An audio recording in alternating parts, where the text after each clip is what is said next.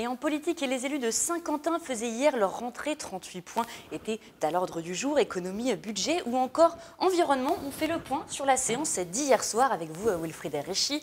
Bonsoir. Alors on commence avec des sujets qui ont fait débat entre majorité et opposition, et notamment un projet d'aménagement, celui de la gare Bécane à la Verrière. Bonsoir Florane, un projet qui n'était même pas censé être à l'ordre du jour, mais Nelly Dutu, la maire de la Verrière, a pris la parole pendant le conseil d'agglomération, accompagnée des élus de sa majorité municipale qui étaient présents dans le public.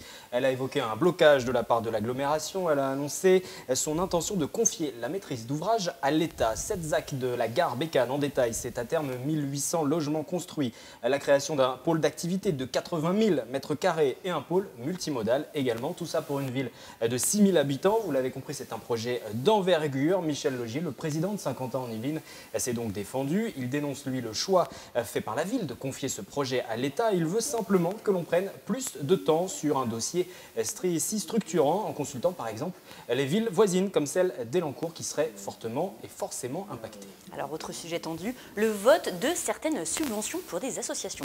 Les deux votes qui ont posé principalement problème, celui de l'association pour le rayonnement de Port-Royal des Champs. Les élus ont voté une baisse de la subvention de près de 750 €, une décision qu'a dénoncé la gauche et surtout Bertrand Houillon, le maire PS de Manille-et-Hameaux. La majorité s'est finalement engagée à revoir ce montant. Et puis les élus devaient se prononcer sur la première subvention de l'association des locataires de Trappes et d'Île-de-France, alors qu'elle avait pris cette décision en commission. Finalement, les élus, la majorité, l'opposition ont voté après plusieurs prises de parole et ils ont voté contre. Conclusion, ce n'est pas de leur ressort de soutenir ce type de structure.